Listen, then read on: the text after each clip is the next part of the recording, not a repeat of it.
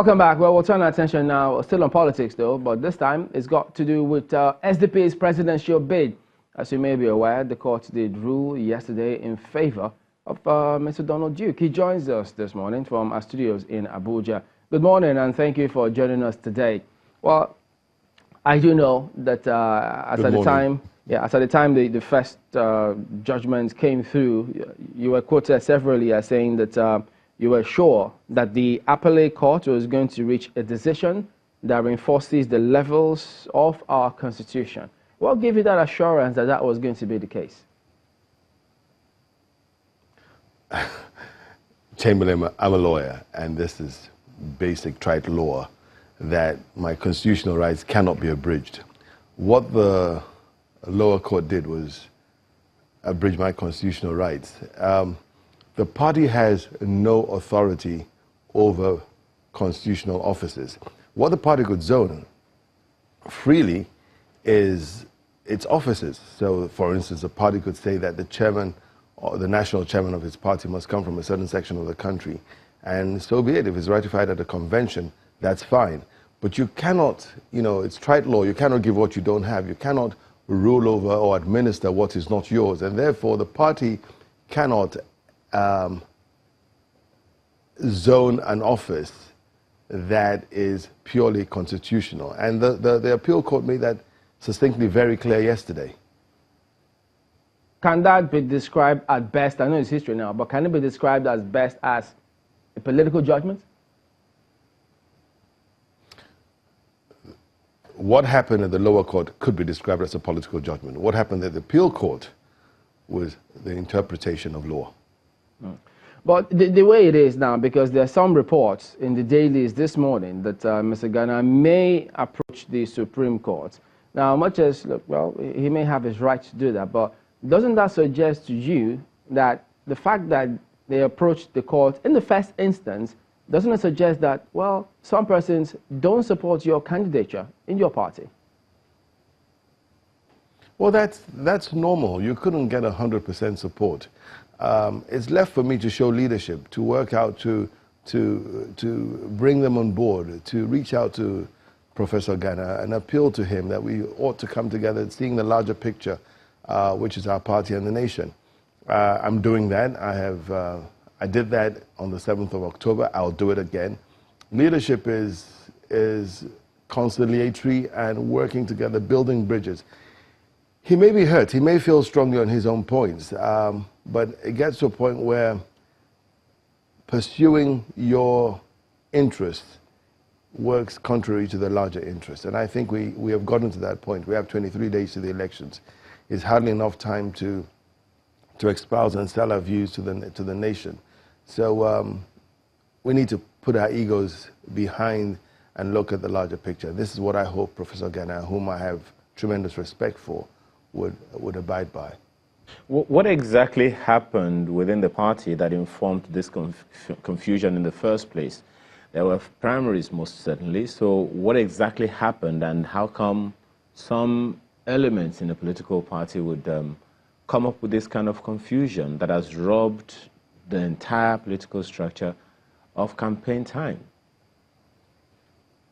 Well, politicians have read meanings or have a way of interpreting what they want to do. This is the summary of it all. We went for primaries. We were all screened. Professor Ghana is of the opinion that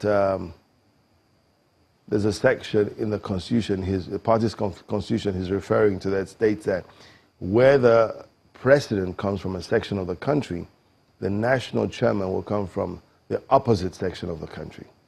The courts ruled that that Constitution did not guide the party's convention that produced me as its candidate. That's one. And two, I am not the president. I am a presidential candidate. And three, the party cannot zone offices.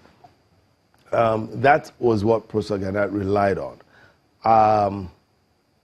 Like I said, we can go on and over this and get to the Supreme Court and get it all adjudicated upon, but where are we going with this? We need to pull back the brakes and look forward. Okay, so we have very, very few days to the elections, and you have lost time. You have lost campaign time. Your party has lost campaign time. You have lost campaign time. What happens now? What are your chances? Well, as good as any other. I think there are quite a large number of undecided voters out there. You're right. We have to hit the ground running hard. We have lost time, but you know, it's an interesting country. You have the two, what we call the two larger parties, which are different sides of the same coin. But most Nigerians are ill at ease with these parties and are looking for an alternative to both of them. We don't have time to sell the views as much as we would have loved to, but it doesn't stop us from getting across, because I think the last statistical evidence we had there, about almost 68% of the voters are yet to decide who they're going to align with. So we have to reach out to them. I admit there's a lot of work to be done and very little time, but it can be done, and we ought to try. Okay, now, you literally took your party to the court. What kind of support do you expect from this same political party going forward? I did not take my party to the court. Professor Jerry Garner took the party to the court. He took the party alongside myself to the court. He took the party on grounds that the party produced me as its candidate. So the party alongside myself appealed the decision of the lower court against that declared Professor Garner the candidate. But you know, I don't know if you've been following the news. Overwhelmingly, the party has been supportive and has stood by the decisions that it took on the 6th of October. But that's all behind us now. I don't want to belabor that. I have work to do, not only to heal internal wounds, but also appeal to the larger Nigerian population. So it's not a question of who's right, who's wrong. It wasn't a victory at the court yesterday. I'm not celebrating it. It was, as far as I'm concerned, a needless foray into the theatrics of the law court. We can do better. We need to come together, work together, heal our wounds and mend offenses, and move forward. So it's, if we win, it's a collective victory. Jerry Garner and I will celebrate the victory. If we lose, it will be a total loss. And so in recent history, before the ruling party won the elections, they were in opposition. They had to pull as many other political parties together to achieve this particular feat. So in context of your chances of winning, do you think that your party can do this, having seen that the PDP, they will have a coalition with CUPP, and SDP appears to be, quote unquote, a standalone? Do you think you can sail through with it? The coalition, the CUPP, is a coalition of one party, that's the PDP. I don't see any other party in that coalition. When in 15 the parties came together, it was largely just two runners, okay? And Buhari and the APC appeared new to the scene. Now we know that the players are interwoven and intertwined. There's hardly any difference between the PDP or the APC. Like I said earlier on, they're two sides, different sides of the same coin. We want to position ourselves as an alternative and a viable one too. And if you run, you might lose. If you don't run, you're guaranteed to lose. So we're going to give it a shot. Let me get your thoughts on the withdrawal of Dr. Oby Ezekwesili of another party who has pulled out from the presidential race, and who says also that she's planning to form a coalition with some other parties. Hopefully your party will be part of that. But considering how she pulled out, do you see, for instance, say, an Oby Ezekwesili putting up steam and aiding an SDP candidate like yourself in the build-up to the elections? Well, you know, politics is an inclusive game. Wherever support comes from, we admit it. I don't have the details on why she pulled out in the first place, but I'll welcome her support. I'll welcome the support of everyone, including President Buhari. We need to appreciate that what we have before us as a nation is disaster looming. We are really literally at the brink of the precipice. Here you have a nation, 200 million people, that is living in abject poverty. In another 30 years, our population will double, will be 400 million people. If we are going through the crisis, literally, security, corruption, which are all symptoms of dire straits, I shudder to think of what we'll be like in another 30 years, which is really around the corner. I reminded an audience yesterday that 40 years ago, with President Shagari as in charge, we were budgeting annually $25 billion. Today, we're 200 million and we're budgeting $23.8 billion. So this is a shrinking economy with a blossoming population. The government says, for instance, that we're out of recession because the economy is growing at 1.2 or 1.3%. That's hogwash.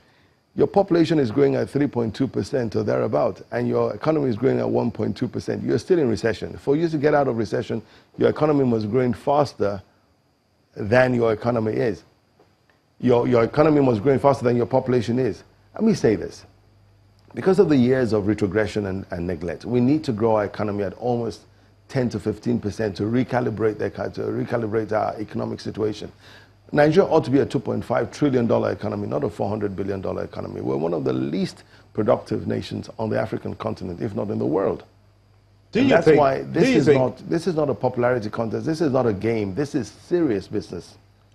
What do you think to the views of people who say that, yes, you might have some little hitches here and there, but you're back on track, but you're coming in too late still? How would you respond to those people who initially time will tell. Perhaps you are the third force they've been expecting? This is one of those races, and that's politics for you. People, there are a huge number of people who are silently watching. And the people who stay out of the polls because they say, well, neither candidate is worth my time. But if they find a candidate that is inspiring enough, then they'll take out the time, go to the polls and vote. I hope and I wish I am that candidate that will make Nigerians go out to vote. Listen, most of the time we go out to the polls, not more than 30% turn out. That is poor. That's because people are disillusioned with the candidates that we put forward. And that's why we need to try and put our best foot forward. I'm hoping that I'm one of such that inspires people to come out from their homes on the day of election to go out to vote. And that's why I'm out.